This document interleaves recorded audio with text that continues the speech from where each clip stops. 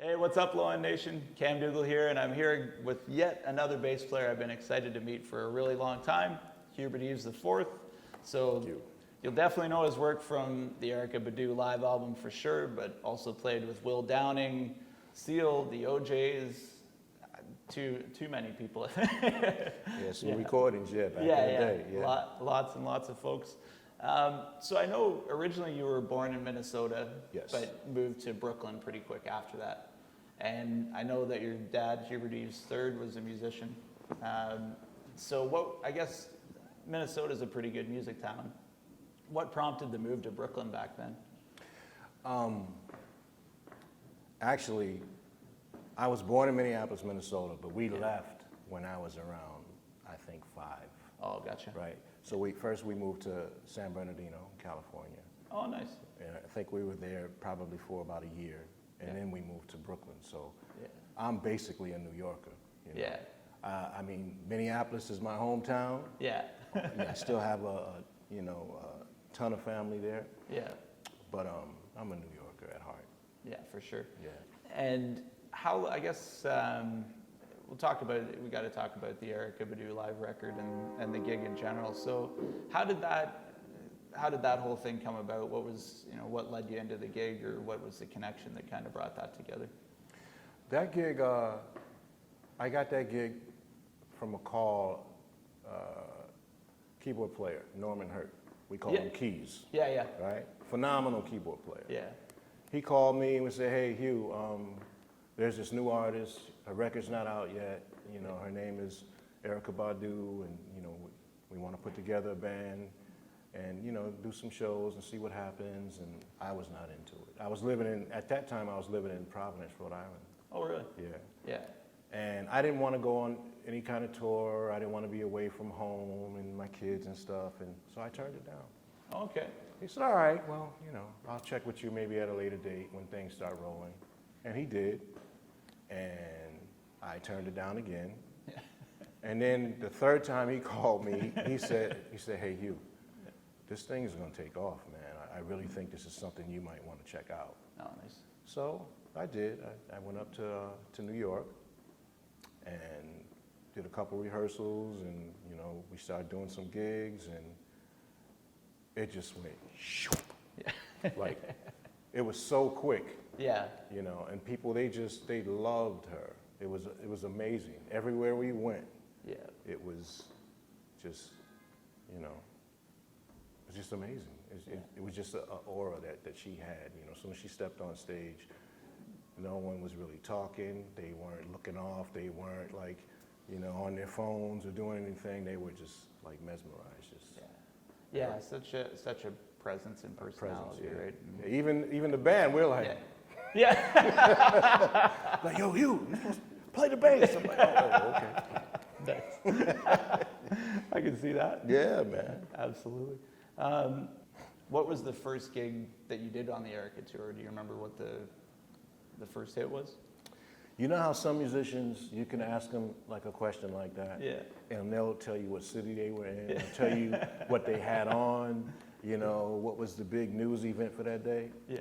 I'm not that guy. It's like, once I do stuff, it just leaves me.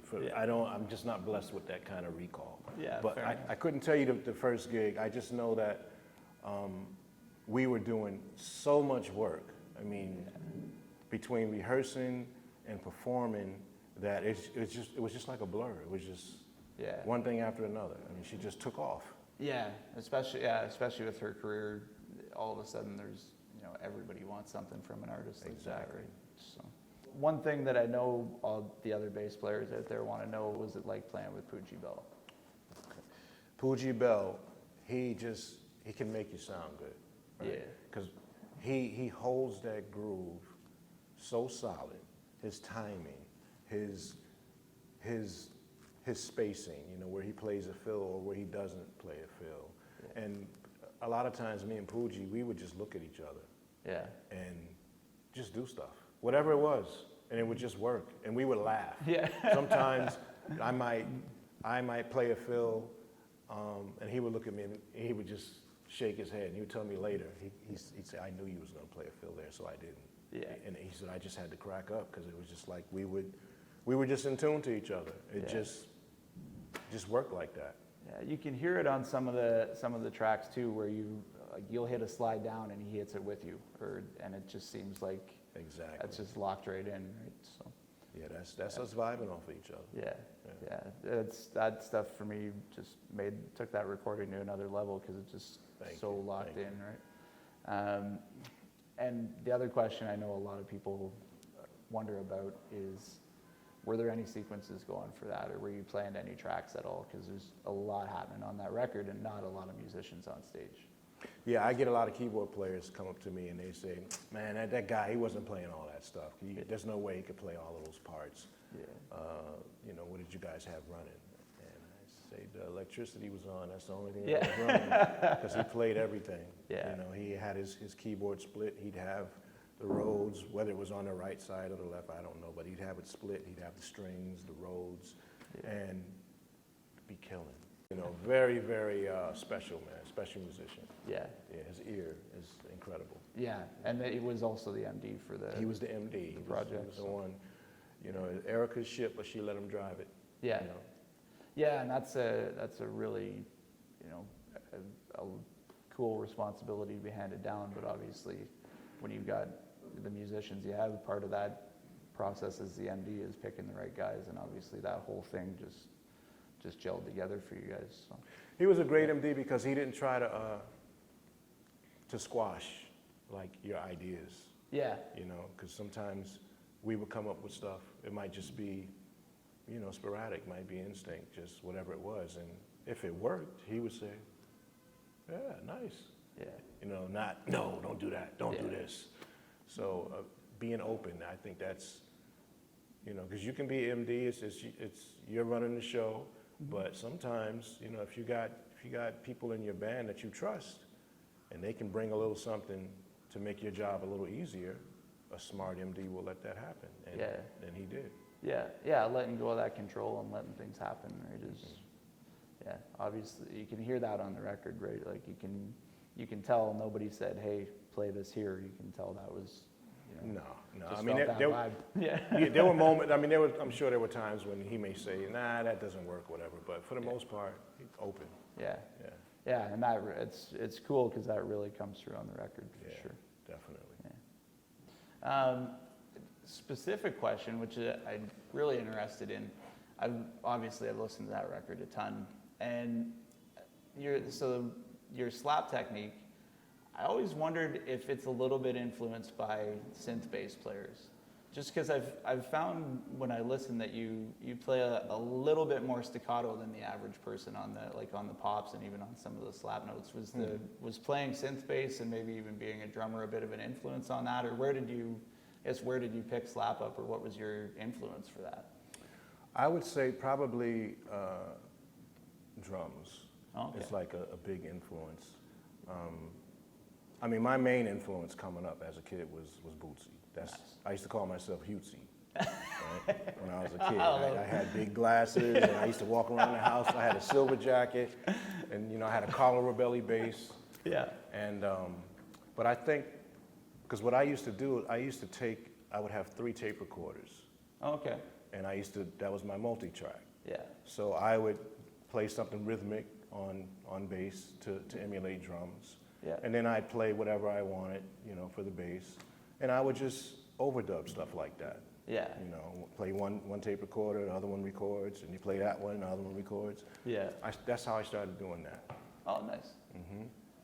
And I guess which instrument came first for you? Was it bass or drums? Drums was my first instrument. Okay. Yeah, I started playing drums. I was introduced to drums when I was about 3 or 4. Oh, nice. And loved drums, and I stuck with it, and I played till I was around maybe 15. Yeah. Something like that. And I just dropped. I got sick of it. I don't know what it was. Yeah. I just wanted to play bass. Ah. I was in a band. Yeah. The band was called Starburst. Yeah, okay. And whenever we would take a break, the bass player would sit on my drums, and I would go play, mess around with his bass. Yeah. And I think right now he's a drummer. Oh, really? Yeah. and you know, and I'm playing bass. Yeah. Yeah. So it just kind of worked out like that. Yeah. Interesting. Did you have, I mean, with your father being a musician, did you have like a formal music education? Did you have any teachers when you were a kid that kind of brought you up on either instrument? For 1 year, I took guitar lessons. Oh, okay. Yeah, and I didn't stick with it. Electric guitar, I didn't stick with it. Yeah. My dad ended up getting me. I had 2 private lessons. Yeah. On bass, which was cool, but I don't know what happened to that guy. He was a great bass player, but I don't remember. I don't know why I stopped getting lessons. I don't know what happened. Yeah, just disappeared. But from that point on, it was just, you know, playing with people, playing with records, and you know, in high school and stuff like that. But in terms of like reading music, and I can read. I'm not a great reader, but I mean I can read music. But by no means would I say, okay, give me the chart, let's hit the stage, and I'm gonna hit it from beginning to end. Yeah. Flawless. Yeah. Not gonna happen. Yeah. I can read chord charts, you know, stuff like that. Yeah, and, fair enough. That's about it. Just kind of play by ear. Yeah. You know. Yeah, absolutely. And you had said that your dad obviously was one of your biggest influences, or your biggest influence. The biggest. And you know, for guys out there that might not know, your dad was a session keyboard player. Sure. Played with them to me and was part of the half of the duo of D-Train, if I'm correct on that. What kind of stuff would you say that he taught you, and what's maybe the most important thing you learned about playing music from your dad? The most important thing that I could recall, because it's still with me, is to listen, right? Yeah. Listen to what's going on. You know, everyone up there has a purpose. It's not about you, right? We're collectively trying to say something, and everyone takes a turn. Yeah. So he taught me to listen, to leave space, to look for the gaps, you know, especially like in terms of playing fills. You kind of want to kind of anticipate what's going to happen, right? In music, and it's kind of, to me, it's kind of like in life. You don't just live in the moment. There's certain things you want to try to anticipate. Okay, later I'm going to have to do this, or I'm going to have to go do that. And sometimes in music, if I'm playing bass, sometimes I can anticipate, okay, I think the drummer is going to do this here, so I'm not going to play a fill right here. I'm going to lay out. It's something that you just kind of naturally kind of feel. Yeah. And I can do that now, I think, because of the preparation that I got from my dad. You know, jamming with him, and him hiring me to play on records that he was producing, you know, when I was really, really young, and I would go in there overplaying, you know, didn't know the song, and whether it was drums or bass, and he would say, no, hold on, you gotta, like me and you were talking off camera about, you know, bass players playing 3 and 4 notes and grooving off that, and making you feel it. I learned that from him. Yeah, and I mean, it's like it's what our instrument's for, right? It's to get the heads nodding and hold the groove together. Exactly. If we don't have that, everything else is just kind of, you know, we got the icing but no cake to put it on. Yes. Yes. For sure. You mentioned doing, you know, quite a bit of work with your dad on some sessions that he was doing. So, who are some of the artists you got to play with, or you know, play on records with through working with your dad on those? One was Jocelyn Brown, singer. Yeah. I think the song was called Egomaniac. Nice. I played bass on that. Yeah. I played on a lot of the D-Train songs. Yeah. I played on a cut called In Your Eyes, which I also co-wrote with my dad, and D-Train, James Williams. So your dad was a session keyboard player and did some work with M-Toomey. What are some of the M-Toomey tracks that he played on? Yeah, back then they were kind of like a rhythm section that they were killing, man. They were doing, M-Toomey and Reggie Lucas, they handled the production, but the band, they were incredible. They did Stephanie Mills, Phyllis Hyman, some stuff for Roberta Flack, and of course M-Toomey, the band. Yeah. you know, they were really, really funky. You know, for a minute they were kind of like, to me, they were it. They were it in terms of a rhythm section. Yeah, for sure. Yeah, killer band. And just for the, the folks at home, if you haven't checked it out, your dad's got his own solo record. I think came out in like '77, if I remember. That sounds about right. Yeah, it's called Esoteric Funk, and it is just an absolutely beautiful record, beautiful vocals and piano. So check that out for sure. Coming into the Erykah gig, a lot of gigs can be different depending on the MD and the artist, but obviously, a ton of us bass players absolutely love what you did on that record, love the playing on it. Was the direction, did they want you basically just to do your own thing and make the tracks yours, or was there certain things that they were really stuck on, this has to be that way? Pretty much, it was just the three of us up there. Yeah. Poogie Bell. Yeah. Yeah. Love Poogie. Yeah. Woo. Yeah. And Keys. Yeah. And of course, our background singers. Yeah. Lovely, talented singers, and Erykah. But Erykah was kind of like a free spirit. Mm-hmm. She knows exactly what she wants, and she definitely knows what she doesn't want. Yeah. So, and Keys, he kind of, he was the one running the show musically for the most part. Yeah. And he would give us a direction, but he would let us do our thing. Yeah. A lot of stuff just happened on stage. Yeah. Each one of us, we were just kind of vibing off of each other, and things would happen, and we would make adjustments to things in rehearsals and sound checks. But pretty much, it was just like, just go, just nice. do what you got to do. And if Erykah didn't like something, she would either say something at the sound check or rehearsal, or Keys would. But like I said, for the most part, we were just vibing off of each other. Nice. And you were, at the time, you were playing a Music Man. Is that? I think when I first got that gig, I was playing a white Music Man. Yeah. Yeah. And then I ended up, I think I went to MTD after that. Yeah. I'm pretty sure I did. Yeah. Was there, when you were playing the Music Man, had there been an inspiration for the choice of that bass, or was it just a bass you picked up and? I saw the bass. Yeah. I thought it was a beautiful bass, and it sounded good. Nice. And I bought it. Yeah. Nice. Yeah. But I remember going to Rudy's Music Shop. Yeah. I had actually went there to purchase a Zahn bass. Oh yeah. Yeah. Yeah. I had just enough money for the Zahn, and my guy that works there, his name is Dean. Yeah. Do you know Dean? No, not well. He's a great bass player too. Oh, nice. Yeah, he's a really good bass player. Yeah. And he said, Zahn, yeah, that's really nice, man. But have you ever played MTD? And I said, no, never. Oh wow. He goes, really? I said, he said, you should check it out. Okay. I said, all right, I'll check it out. And I played it, and it blew me away. That was it? It blew me away. Yeah. And I was like, I got to get this bass. Yeah. And I saw the price, so I put it back. Yeah, that'll happen. Yeah.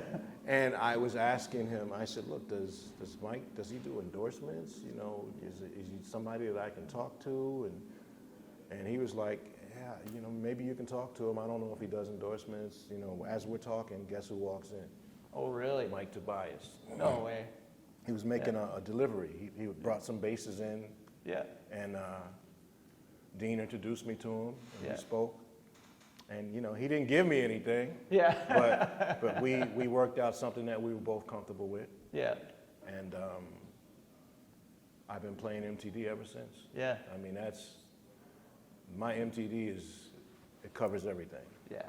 I love that bass. Yeah. And I owned one briefly, and the clarity on those, like the playability, and just you can get as high up in the register as you want, and it's sings right. So.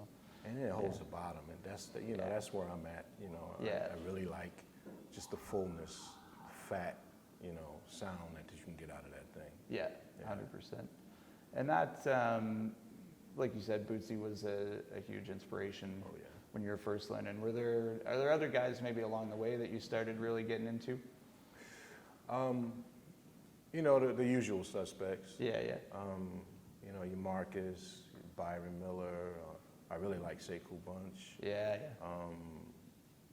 You know, Victor Wooten. But I also have just like friends that I grew up with who are just like, they may not be household names, not everybody may not know them, but you know, these guys, you know, you got Ron Long, Jerry Brooks, I don't know if you know these guys, but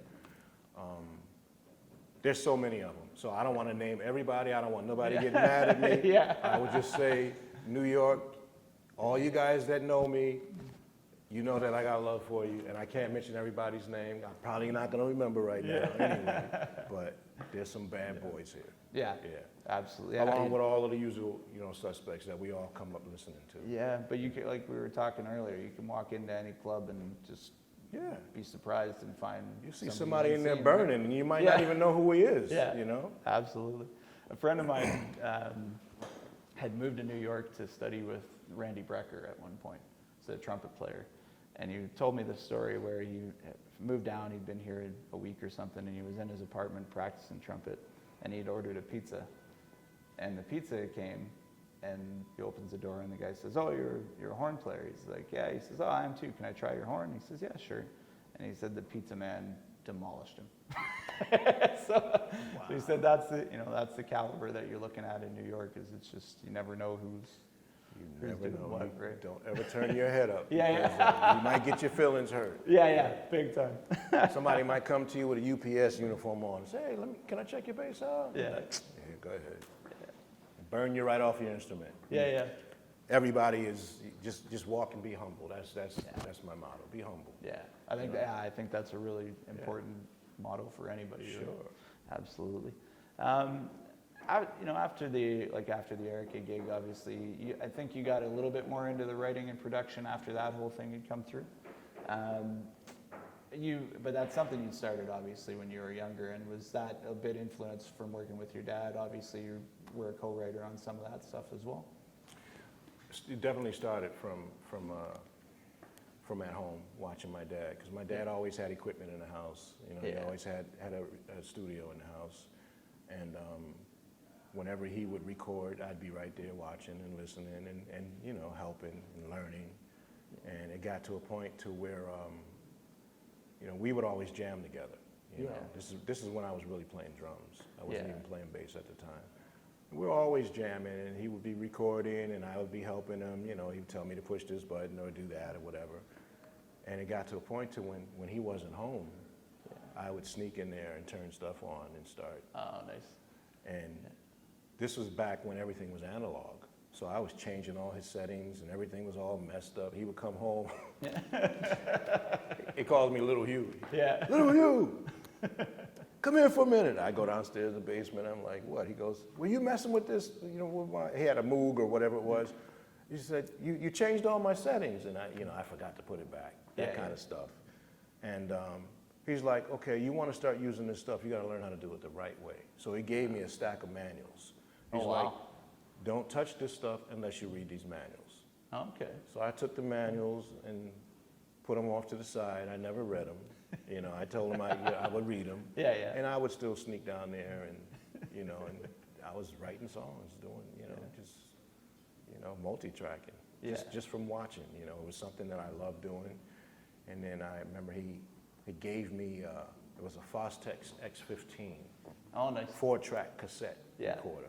That was my first multi-track recorder. Oh, nice. I tore that thing up. I was always writing and bouncing tracks, and I just kept rolling from there. You know, from different Tascam 688. You know, this stuff I remember because I loved it. I was all really about the into gear. it. Just the writing and production. I think. I mean, I love playing, and I'm always. That's going to be my first love. But I really like being in the studio. You know, I like to be able to have a concept and make it happen. Nothing feels better than that to me. Somebody had said something about that, like you're sitting there with nothing, and all of a sudden, a few minutes later, you've got something, and you just keep building on it, and then you can do that whole thing over again. And that, I guess, I think you mentioned the term creative mind earlier, but with creative mind, you just want to keep putting stuff out there, right? So, especially when it comes from like a thought, like you might be on a train, you might be walking, and I'll hear a melody or something, and I might sing it into my watch or my phone or whatever. Yeah. And I can pretty much hear, okay, I'm gonna have this done here, I'm gonna have this done, and this is gonna be nice, and you hear it, you see it. And some things I can do myself, but as I've gotten older, I don't want to play drums on my stuff. Yeah. I can, if I want to, but I don't want too much of myself on my production. Yeah. I like to include other people so they can bring another flavor. So it's just not too much of me. Yeah. Right? And I think that it makes my job easier as a producer, you know? Because if I'm doing everything, I'm gonna wanna like it, because I did it, right? Yeah, it's hard to give yourself trouble. Yeah, and sometimes you might be off the mark. Yeah. But it's better for me when I can sit back and say, okay, no, don't play that there, or play this here, or you got it, you nailed it. You know, that's where I'm at. I really enjoy doing that. Yeah, and we talked about this a bit earlier, but you did a record that I really love, the Erykah Ori record, which there's some things you told me today that I didn't know about it. So can you tell us a little bit about that record? Yeah, well, that's my wife, Erykah Ori, the beautiful Ori. I call her Oreo. Yeah. And yeah, that was the first project that her and I had worked on together. Yeah. And she has a jazz background. And when we worked on it, I'm coming from more of an R&B, funk kind of background. I remember her saying to me, we did a, I don't remember the name of the song, but one of the songs, it was a jazz standard, and I made it more into an R&B kind of feel. Blue and Green. Might have been Blue and Green. Yeah. And she says to me, I don't think you really understand where I need this to go. And I'm like, well, maybe, but I'm kind of hearing it. You want me to do this in a R&B kind of way. This is kind of like where I hear it. And let's just have an open mind, both of us. You know, I'll try to come closer to what you want, and you just give me a chance. Let's see what happens. Yeah. And I think it came out really nice. I mean, no one really heard the record, as far as I know. Yeah. But obviously, I might have to correct that, because you heard it. Yeah. You heard it, and you're bringing it up now. So. Yeah. No, Bad Hubert. Hubert. For anybody watching, if you haven't heard that record, check it out. It's a great record, and the playing, I mean, we're low-end nation-based community, but the playing on it is heavy. Thank you. It's it was a record that I just found, and when I heard it, I'm like, oh man, okay, this is something else. So amazing. I haven't had the time to sit down and lift it, but just so you know, I'll be stealing more Hugh bass lines. Take them, please. A little bit later down the road. It's interesting to me when people that are great musicians and are able to play with other people, be successful as a sideman, and also write and produce. Just the overall approach. So for you, do you find that you come up with a certain part of a song before everything else and it's always the same, or is a certain song set off by a melody and then a groove? What's usually your process for that? I would say that it's never really the same. Yeah. Usually it's I'll hear some kind of a melody in my head, and I might go to a piano and figure out what the chords are, and I might take it a little further, or it might be something where I feel like it may be more than what I can handle, so I'll get somebody that can come in, and we'll work it out and see what it is. Yeah. But it's never like really one way. Like I don't have a template. Like I use Logic Pro. Yeah. I don't have a template set up to where like some guys do that and it's fine. Yeah. Where they do it the same way every time. Yeah. I just kind of like it's a feel. If something feels right, I start with it. It could be a keyboard part. It could be a bass part. I might write lyrics to just a bass part, or to just a keyboard part, or to a drum groove. It might just be a groove, and then just kind of fill it in as I go along. Yeah.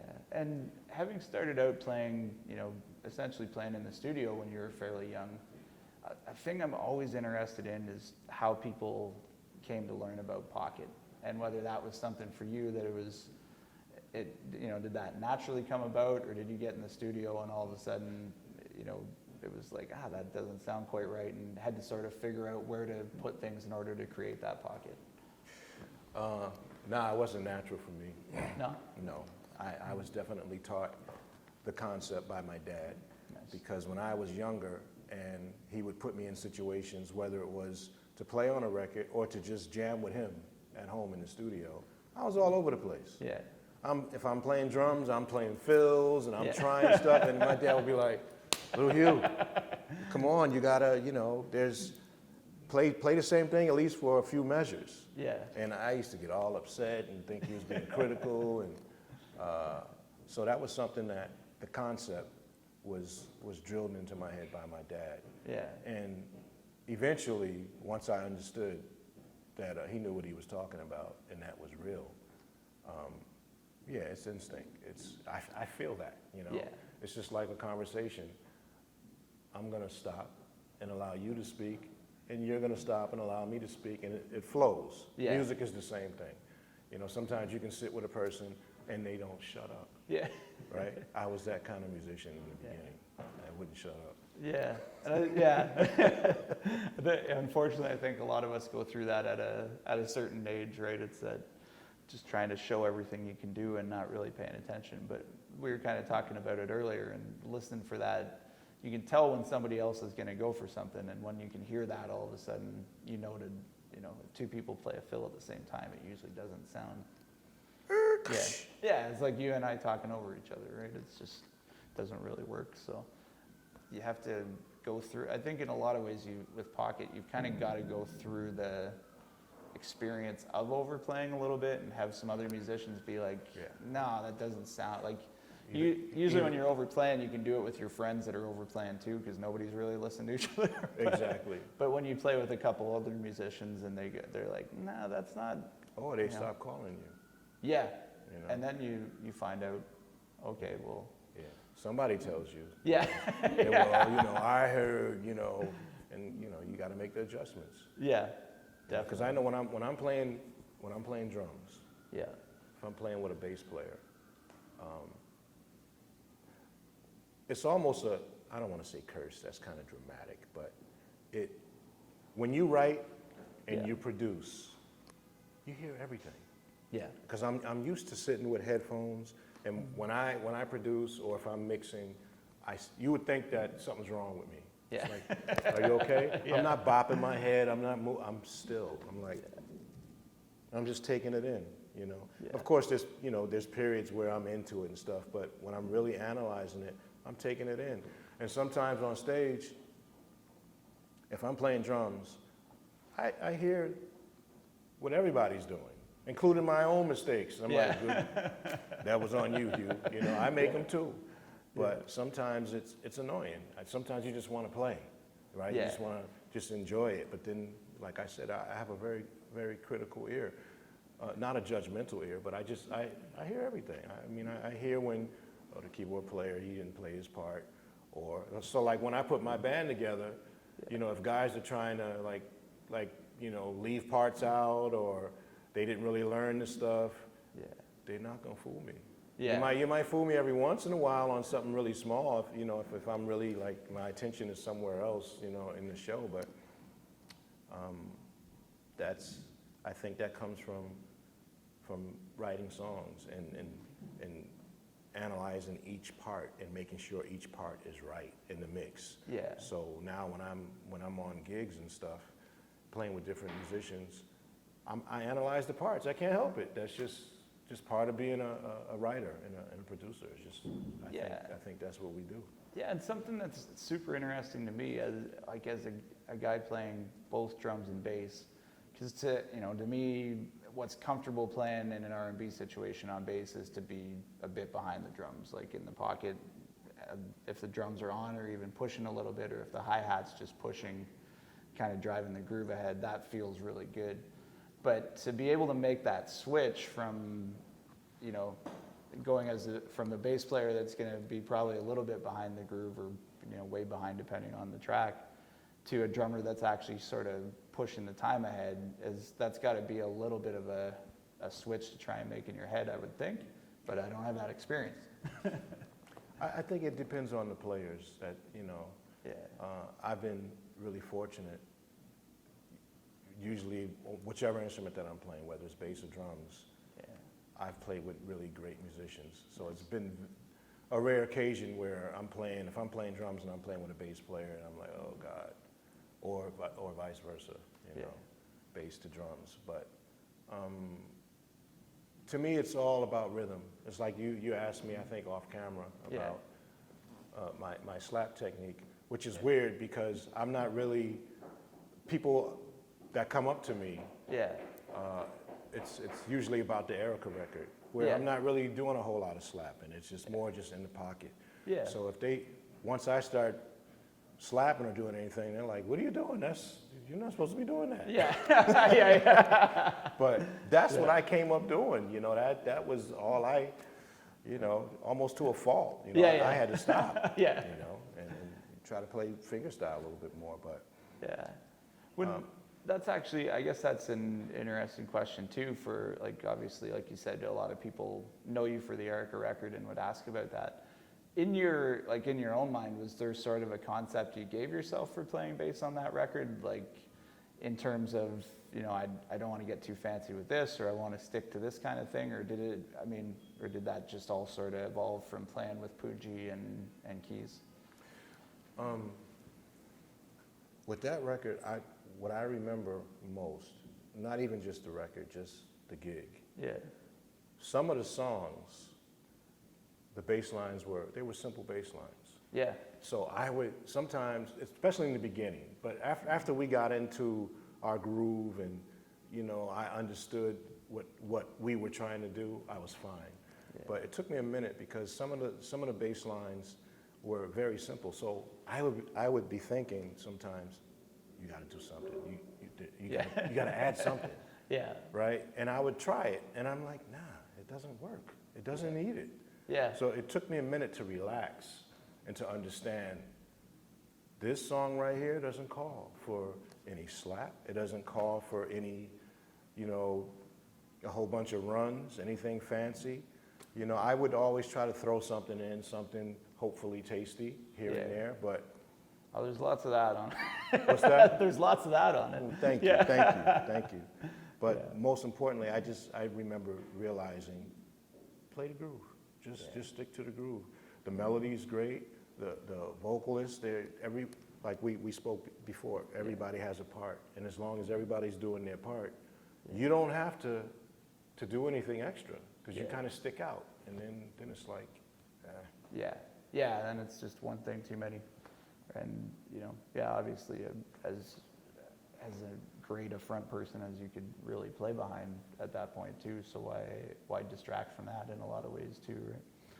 So exactly. Yeah.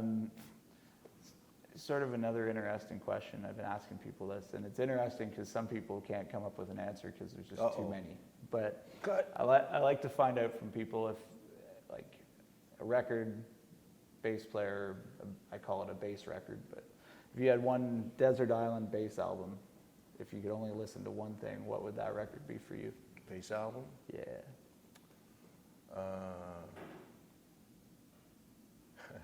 It would probably be the name is Bootsy. Yeah. Yeah, that's I still throw that on. Yeah. I knew it was going to be a Bootsy record. Yeah. So. I mean, there's so many records that I could name. Yeah, for sure. But Bootsy was just the biggest influence for me.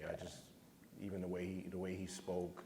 Yeah. He also played drums. He was a phenomenal drummer. Yeah. In terms of, his feel was incredible. And he would play, the fills that he would play, they weren't just your typical, it was off, it was syncopated, he was just Bootsy. Funky. Just loved him, Yeah. Absolutely. I guess I've been asking people this question too, and it's an interesting answer a lot of the time, but out of, you've had a lot of really great musical experiences with a lot of great musicians. What are you most grateful for so far in the career that you've built?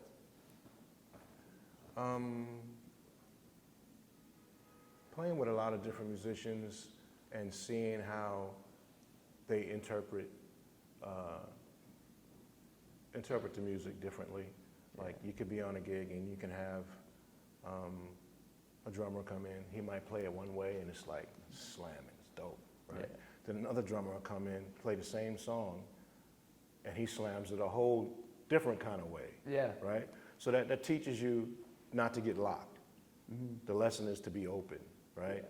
Be open to other musicians and their input, and just see what they got to say. You never want to like say, I can only play with this guy, or I can only play with that girl, or whomever. Yeah. You know, you got to be open and let people come to the gig and do their thing. Yeah. So I hope I answered the question. No, absolutely. Yeah, definitely. What kind of things do you think young bass players should be working on right now when they're just kind of picking up the instrument? Okay. To any young bass players out there just picking up the instrument, in my humble opinion, one of the most important things that you could work on would be your timing. Mm-hmm. Making sure that when you're playing that hopefully 3 or 4 note groove, you know, you know, if you're playing with other people, that you're consistent, that you know the song, you know the arrangement. Mm-hmm. You're not switching up every other measure, driving the drummer crazy, and then driving the singer crazy. Yeah. You know, just respect the composition. Yeah. And then once you know it, and once you know it inside out, then you can experiment here and there. You know, everyone trusts you at that point. Yeah. Yeah. Just don't come in just owning the song that you didn't write. Yeah. Yeah, no doubt. Yeah. Guns blazing. And, exactly. Yeah. Absolutely. You've also got a record of your own coming out right now. First single's coming out soon called Da. Yes. Tell us a bit about that record. Da. That will be available on the 27th, this coming Friday. Nice. So I'm really excited about that. Yeah. It's a very interesting song because it wasn't originally called Da. Okay. It was called Groove With Me. Nice. And I had more vocal on it, and I had chants, and I had, you know, just all kind of stuff going on. And for the smooth jazz genre, you kind of have to, especially as a new artist, I'm considered a new artist, even though I'm, you know, I'm an old boy. Yeah. You just can't come in doing, you know, your thing the way that you exactly hear it. Sometimes you gotta check out the format and see what it is. Yeah. And I think that it had too much of a vocal on it, and I almost scrapped the whole song. Okay. And I started working on other stuff, but then I just really loved the track. And I said, you know what, I got to come up with another hook, just something else that's catchy. And I just kept hearing that rhythm, you know, with Da, and doesn't really mean anything. Da can mean whatever you want it to mean. Yeah. You could be like, man, he played the Da out of that bass line. Or, man, I'm so pissed off, man. Yeah. Da, you know, whatever you want, however you want to use it. Yeah. And so far, I've been getting a pretty good reception, you know. Yeah. So we will see. Nice. We will see. Yeah. I know it went for ads on smooth jazz radio, so I got a few ads. Nice. So we'll see. We will see. Nice. Yeah. And I guess actually as an artist, that'd be some interesting input, kind of having seen a bunch of different sides of the music industry. Aside from bass players, what advice would you give to any artist that's just trying to make their way in an industry that, like we talked about, has kind of massively changed since either of us got into it at different points? I would say, like coming up back in the day, you know, there was record companies, there were, you know, managers and agents and people that took care of everything. Yeah. Pretty much for you. You were the creative force and you did your job. Now you kind of have to do everything, or at least you have to find the people that you want to help represent you. Yeah. So you got to be knowledgeable. You can't just know your instrument and music. You got to know, you know, some business things. There's some things that you have to investigate. You You know, you got to learn about your publishing, your writing, your licensing your music, you know, distribution. Yeah. There's just so many different things that you got to investigate and look into. So I would say, especially for the young kids, because they master everything now. They get on computers, they master them, they're mastering, you know, they learning all their skills and doing all this stuff at a high, like we spoke off camera, these 12 and 13-year-old musicians, they can play anything. Yeah. So learn the business. If you can master all of that other stuff, try to master the business, which you never will, because there's always something to learn. And always evolving. Yeah. Yeah, and I think that, you know, that opportunity to just be an artist that somebody finds and picks up is kind of diminishing all the time right now. So it is, you know, we've got lots of great tools to be able to do everything yourself, like you said, but it's knowing what to do with them is the thing that people have to get down, I think, at this point. So that and knowing when to step back. Sometimes I think people, they try to do too much. Yeah. You know, it's like you do what you can handle and what you're good or great at. But if you're not great at something, don't do yourself a disservice and just do it just because you can. Get somebody else that can really do it the right way. Yeah. So you don't end up doing it twice or 3 times down the line. Well, I think that's a good spot to leave off at. And man, so great to meet you. Thanks My for pleasure, coming down, man. Yeah, appreciate Anytime. it. Right on. Yeah. Yeah.